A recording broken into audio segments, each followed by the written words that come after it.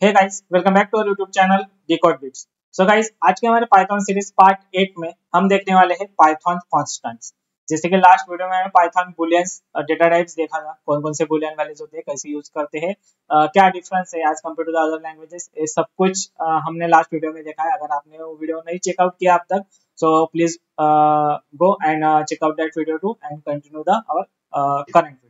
सो आज के वीडियो में हम पाइथन कॉन्स्टेंट्स के बारे में देखने वाले हैं। जैसे कि हर एक लैंग्वेज में कॉन्स्टेंट्स वेरिएबल होते हैं, उनको डिक्लेयर कैसे करना है, पाइथन में क्या डिफरेंस है as compared to the other languages, constant variable होते भी है या नहीं होती है पाइथन के अंदर, ये सब कुछ आज हम देखने वाले हैं। So without any further delay will start our today's video. Let's get started.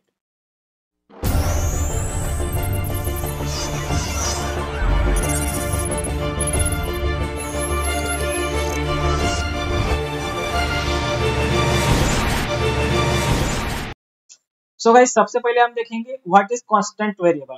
Constant मतलब क्या, तो एक ऐसी वैल्यू जो throughout the program change नहीं होने वाली है, जो कांस्टेंट है, जो कभी भी हम चेंज नहीं कर सकते, उसको हम क्या बोलते हैं, कांस्टेंट वेरिएबल या फिर कांस्टेंट वैल्यू बोलते हैं। जैसे कि पाई की वैल्यू जो कभी भी लाइफ में कभी भी चेंज नहीं होने वाली है, वो एज इट इज ही रहने वाली है, सो वही कांस्टेंट वैल्यू। वैसे ही हमें थ्रू आउट द प्रोग्राम ऐसे काफी बार हमें कुछ वैल्यूज डिक्लेयर करनी होती है जो कि कांस्टेंट होती है, और इन फ्यूचर कभी भी चेंज नहीं होने वाली है, और थ्रू आउट द प्रोजेक्ट भी उसको हमें चेंज नहीं करना है। तो ऐसे वैल्यू हम constant as a constant declare करते हैं हर एक लैंग्वेज के अंदर। तो वैसे ही पाइथन के अंदर भी है, लेकिन पाइथन के अंदर ऐसा कोई रूल नहीं है कि इस तरीके से आप कांस्टेंट वेरिएबल बना सकते हो। जस्ट एक अंडरस्टैंडेबल है, अगर आपको पाइथन में कांस्टेंट वेरिएबल बनाने हैं तो वो जो वेरिएबल होगा, तो उस का जो नेम है वो पूरा का पूरा आपको कैपिटल में लिखना है। अगर आप उसको कैपिटल में करोगे तो हो गया कांस्टेंट वेरिएबल। लेकिन अगर अदर लैंग्वेजेस में आप जाओगे, जैसे कि जावास्क्रिप्ट का हम एग्जांपल लेंगे, जावास्क्रिप्ट के अंदर स्पेसिफिकली आप कांस्टेंट वेरिएबल डिक्लेयर कर सकते हो। वहां पे एक कांस्टेंट करके कीवर्ड है, अगर आप किसी भी वेरिएबल को एज अ कांस्टेंट डिक्लेयर करते करते हो, और अगर सेम वेरिएबल की वैल्यू आप नेक्स्ट लाइन पे चेंज करते हो या फिर अपडेट करते हो, तो वहां पे आपको एक एरर थ्रो होता है। लेकिन वैसे पाइथन के अंदर नहीं है, क्योंकि पाइथन के अंदर कांस्टेंट का कंसेप्ट ही नहीं है, या फिर पाइथन में अभी तक उन्होंने इंट्रोड्यूस ही नहीं किया है। सो अगर पाइथन में हमें कांस्टेंट वेरिएबल डिक्लेयर करने हैं, तो जैसे मैंने अभी आपको बताया, वैसे आप किसी भी वेरिएबल का नाम अगर कैपिटल में लिखते हो तो हो गया कांस्टेंट वेरिएबल। लेकिन वो वेरिएबल को आप थ्रू आउट द प्रोग्राम कभी भी चेंज कर सकते हो, आपका पाइथन आपको कभी भी एरर थ्रो नहीं करेगा। सो अभी हम करके देखते हैं। जैसे कि मैंने यहाँ पे मैक्स एज करके एक कांस्टेंट वेरिएबल मैंने यहाँ पे डिक्लेयर कर दिया। सो इसका वैल्यू में दूंगा 65। Suppose 65 is the max age, एक कांस्टेंट वेरिएबल है, throughout the project program हमें चेंज नहीं करना है। सो ये तो हो गया, यहाँ पे हमने डिक्लेयर कर दिया, इसको हम अभी कांस्टेंट वेरिएबल बोलेंगे। ये जस्ट अंडरस्टैंडेबल के लिए, सो पाइथन का जो भी इंटरप्रेटर है उसको कांस्टेंट कंसीडर नहीं करेगा। ये जस्ट डेवलपर के अंडरस्टैंडिंग के लिए है। Capital keyword, capital variable name मतलब कांस्टेंट वेरिएबल। सो अगर मैं इसको यहाँ पे प्रिंट करूंगा, प्रिंट मैक्स एज, सो मुझे अपने टर्मिनल पे उसकी जो भी वैल्यू है वो वैल्यू यहाँ पे प्रिंट हो जाएगी। लेकिन इस कांस्टेंट वेरिएबल को हम चेंज भी कर सकते हैं, या फिर इसकी जो वैल्यू है वो हम अपडेट भी कर सकते हैं। ये सेम स्टेटमेंट दोनों में यहाँ पे कॉपी करूंगा और नेक्स्ट लाइन पे पेस्ट करके इसकी वैल्यू हम क्या करेंगे, अभी चेंज करेंगे। इसको करते हैं सेव और करेंगे रन। तो देखो यहाँ की सेम वेरिएबल मैंने यहाँ पे यूज किया है, और जस्ट इसकी वैल्यू मैंने यहाँ पे चेंज की है, फिर भी उसकी जो वैल्यू थी वो वैल्यू यहाँ पे अपडेट हो चुकी है, और यहाँ पे 70 प्रिंट हो चुकी है। इसलिए मैं अभी आपको बता रहा था कि पाइथन में कांस्टेंट करके ऐसा कोई भी कंसेप्ट नहीं है। Just for an developer understanding, या फिर अगर आपको कांस्टेंट वेरिएबल डिक्लेयर करनी ही है पाइथन के अंदर, तो आप इस तरीके से कर सकते हो। सो काफी सिंपल कंसेप्ट था। एक एग्जांपल लेते हैं ताकि आपको अंडरस्टैंडिंग हो जाए कि कांस्टेंट वेरिएबल कैसे डिक्लेयर करते हैं और उसका यूज क्या होता है प्रोग्राम के अंदर। और उसके लिए एक छोटा सा प्रोग्राम या फिर छोटा सा प्रोजेक्ट भी बोल सकते हो, काफी छोटा होगा। एक कोड करेंगे जीएसटी कैलकुलेशन के लिए। So suppose many time GST rate एक कांस्टेंट रेट होता है, वो चेंज नहीं होता है जनरली जब तक फाइनेंस मिनिस्टर उसको चेंज नहीं करती है।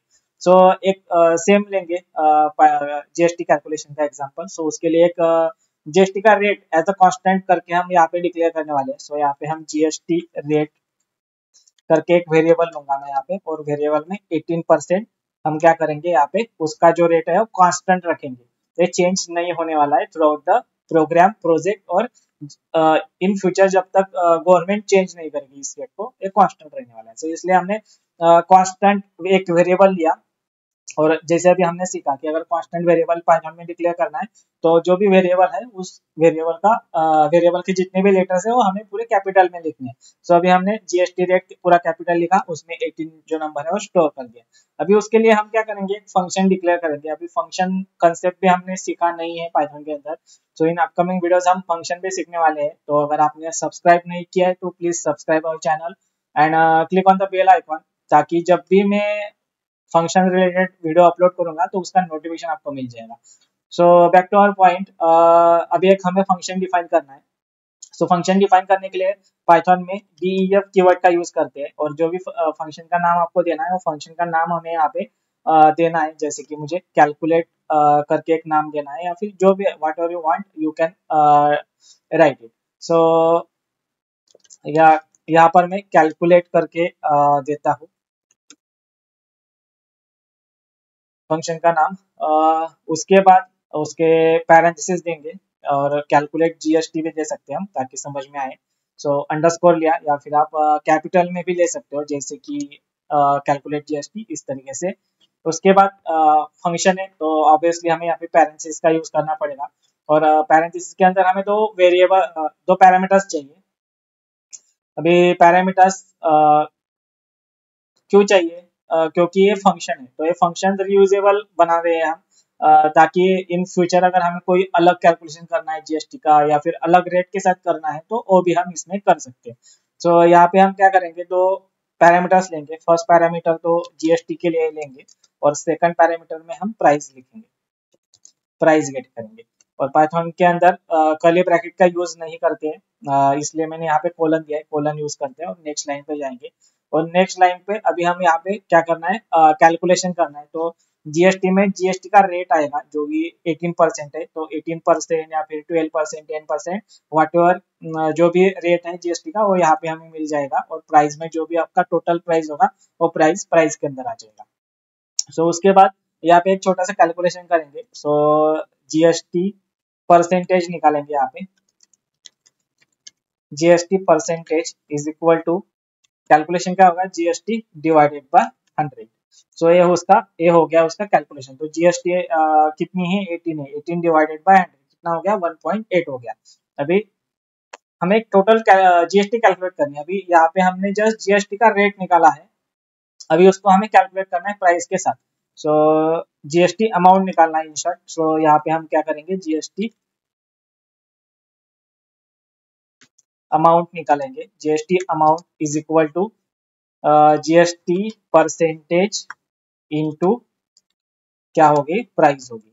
सो यहाँ पे इनटू प्राइस लेंगे। सो यहाँ पे हमें क्या मिल जाएगी, जीएसटी की अमाउंट मिल जाएगी, कि अगर 1000 का कोई आइटम आपने परचेस किया, या फिर 1000 का कोई ग्रोसरी आइटम्स आपने परचेस किए, तो उस पे 1000 पे जीएसटी कितने बैठने वाली है, as per the 18% GST rate. तो वो अमाउंट हमने यहाँ पे कैलकुलेट किया। अभी आप उसको ऐड भी कर सकते हो, मतलब प्राइस में जीएसटी का जो अमाउंट होगा वो आप ऐड कर सकते हो। तो अभी हम यहाँ पे ऐड करेंगे। सो हम क्या करेंगे, टोटल अमाउंट लिख सकते हो आप यहाँ पे, total amount is equal to price plus, total amount is equal to, आपको क्या करना है यहाँ पे, प्राइस प्लस जो भी जीएसटी का अमाउंट है वो आपको यहाँ पे क्या करना है, ऐड करना है प्राइस के अंदर। तो यहाँ पे आपको टोटल अमाउंट इसका मिल जाएगा। सो उसके बाद जितने भी वैल्यूज है वो हम इसमें से रिटर्न कर देंगे। सो रिटर्न, और रिटर्न में आप मल्टीपल कर सकते हो, जैसे कि मुझे यहाँ पे जीएसटी अमाउंट रिटर्न करना है, और कॉमा सेपरेट करके टोटल अमाउंट रिटर्न करना है। तो दोनों हमने यहाँ से रिटर्न कर दिए। तो जहाँ पे भी हमें फंक्शन यूज करेंगे, तो जिस भी वेरिएबल में हमें फंक्शन स्टोर करेंगे, तो उस वेरिएबल में ये दो वैल्यूज क्या हो जाएगी, सेट हो जाएगी। सो अभी हम क्या करते हैं, अभी फंक्शन तो हमारा हो गया, यहाँ पे रियूजेबल फंक्शन हमने क्रिएट किया है। अभी हम क्या करेंगे, जो हमें प्राइस देनी है, जीएसटी तो हमने यहाँ पे डिक्लेयर कर दिया ऑलरेडी कांस्टेंट वेरिएबल में, लेकिन प्राइस जो है हमारी यहाँ पे ये जो पैरामीटर्स में प्राइस आने वाली है वो डायनेमिक होगी ऑब्वियसली, हर टाइम वो चेंज होती रहेगी, क्योंकि हर एक कस्टमर सेम प्राइस का आइटम या फिर सेम प्राइस की ग्रोसरी तो नहीं परचेज करने वाला है, तो उसका कांस्टेंट नहीं बनाते, उसको सिंपल ही रखते हैं। सो ओरिजिनल अमाउंट करके एक वेरिएबल लेता हूँ मैं, इज इक्वल टू 1000। तो original amount without GST, so original amount without GST कितनी हुई है, 1000 बिल हुआ है उसका कस्टमर का। तो अभी हम क्या करेंगे, ये जो फंक्शन है इस फंक्शन को एक वेरिएबल को असाइन करेंगे, तो यहाँ से हम जो जो वैल्यूज है जैसे कि जीएसटी अमाउंट और टोटल अमाउंट वो रिटर्न कर रहे हैं, इसलिए हमें यहाँ पे भी दो वेरिएबल्स लेने पड़ेंगे। सो एक लेंगे हम GST amount AMT short form लेता हूँ, और दूसरा है टोटल प्राइस लेंगे, तो टोटल प्राइस या फिर टोटल अमाउंट लगते हैं, टोटल अमाउंट, और इज इक्वल टू ये जो फंक्शन है हमारा कैलकुलेट जीएसटी, वो हम इसको असाइन करेंगे, रिटर्न कर रहे हैं यहाँ से इस फंक्शन से दो वैल्यूज हम रिटर्न कर रहे हैं, इसलिए इस फंक्शन को हम असाइन कर रहे हैं दोनों वेरिएबल को, तो रिस्पेक्टिव इसमें जीएसटी अमाउंट जो है वो जीएसटी अमाउंट में चला जाएगा और टोटल अमाउंट है वो टोटल एएमटी में चला जाएगा।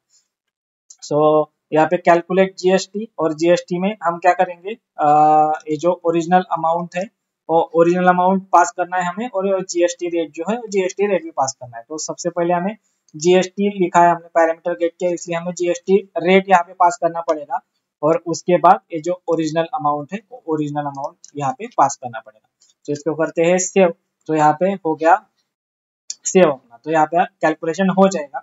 अभी कैलकुलेशन वगैरह तो हो जाएगा, लेकिन हमें उसको प्रिंट भी करना पड़ेगा, इसलिए हम अभी नेक्स्ट लाइन पे क्या करते हैं, इनको प्रिंट करते हैं। सो यहाँ पे हम प्रिंट करेंगे, प्रिंट के अंदर हमें यहाँ पे एफ स्ट्रिंग का यूज करना है। अभी एफ स्ट्रिंग मतलब क्या, अगर आपने अभी तक नहीं पता है आपको, तो लास्ट वीडियो में हमने देखा है, जो हमारा स्ट्रिंग पाइथन स्ट्रिंग वाला जो वीडियो है उसमें हमने देखा है कि एफ स्ट्रिंग मतलब क्या, और अगर आपको किसी स्ट्रिंग में किसी वेरिएबल की वैल्यू बाइंड करनी है तो आप कैसे कर सकते हो, सो उसको हम एफ स्ट्रिंग बोलते हैं। तो आपको कंसेप्ट अगर सीखना है इन डिटेल तो आप वो वीडियो चेकआउट कर सकते हो, पाइथन स्ट्रिंग करके वीडियो है, आप पाइथन के प्लेलिस्ट में जा सकते हो और उसमें आपको वो वीडियो मिल जाएगा।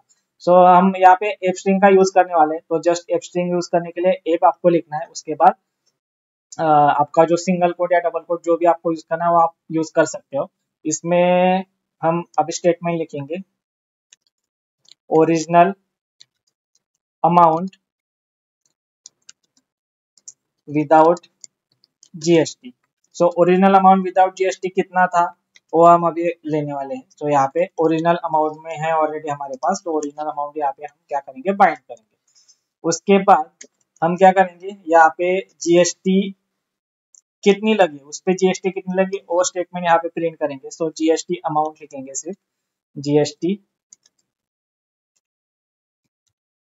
जीएसटी अमाउंट, तो जीएसटी अमाउंट कितनी लगी हमें, जीएसटी जीएसटी अमाउंट हमें इस वेरिएबल में मिलने वाली है, तो जीएसटी अमाउंट यहाँ पे लेंगे, और उसका रेट कितना है, तो रेट हम क्या करेंगे यहाँ पे ब्रैकेट में डाल देंगे, ब्रैकेट में ये जो हमने कांस्टेंट वेरिएबल यहाँ पे डिफाइन किया है, सो कांस्टेंट वेरिएबल हम यहाँ पे डालेंगे। तो ये यूज है कांस्टेंट वेरिएबल का, सो ये इसी के लिए हमने इतना बड़ा एग्जांपल लिया है। सो कांस्टेंट वेरिएबल एक बार आपने डिक्लेयर कर दिया तो कर गया, और थ्रू आउट द प्रोजेक्ट आप यूज कर सकते हो, उसकी वैल्यू कभी भी चेंज नहीं होने वाली है।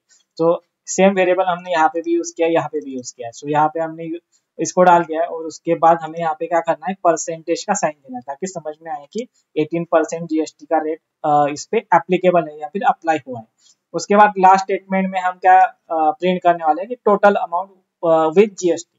सो total amount with GST. So इसमें हमें क्या करना है, ये जो टोटल अमाउंट वाला वेरिएबल है वो वेरिएबल यहाँ पे हमें क्या करना है, बाइंड करना है। इसको करते हैं सेव। काफी सिंपल काफी सिंपल प्रोग्राम हमने यहाँ पे किया है, सिंपल कैलकुलेशन हमने यहाँ पे किया है। सो अभी हम इसको करते हैं रन। जैसे आप रन करोगे तो देखो यहाँ पे सब कुछ प्रिंट हो चुका है। सो आपका जो ओरिजिनल अमाउंट था 1000, सो ओरिजिनल अमाउंट विदाउट जीएसटी 1000 यहाँ पे प्रिंट हो चुका है। उसके बाद जीएसटी अमाउंट, इस पे जीएसटी कितना लगा है, तो 180 18% के हिसाब से 180 आपको जीएसटी एप्लीकेबल है उस पर अप्लाई हुआ है। सो 180 इसमें अमाउंट आपको यहाँ पे शो हो रही है, और टोटल बिल कितना हुआ, सो 1000 प्लस 180 1180। सो ये जो आपका टोटल बिल है यहाँ पे प्रिंट हो चुका है। सो इस तरीके से आप कांस्टेंट वेरिएबल का यूज करके काफी सारे प्रोग्राम्स कर सकते हो, या फिर जो भी कांस्टेंट वेरिएबल है वो काफी सारे प्रोग्राम्स में throughout the project, throughout the program आप यूज कर सकते हो। सो काफी सिंपल कंसेप्ट था बेसिकली। कांस्टेंट करके ऐसा कोई कंसेप्ट पाइथन में है नहीं, लेकिन आपको अगर वर्क अराउंड करना है तो आप इस तरीके से कर सकते हो। जो भी कांस्टेंट वेरिएबल है तो उसका नाम आपको पूरा कैपिटल में लिखना है, और जो भी वैल्यू आपको असाइन करनी है वो वैल्यू आप उसमें असाइन कर सकते हो। सो आई होप आपको आज का कंसेप्ट कांस्टेंट वेरिएबल ये आपको समझ में आया होगा और अच्छा लगा होगा। So please do like, share, comment, and अगर आप नए हो तो please subscribe to our channel and click on the bell icon for more updates.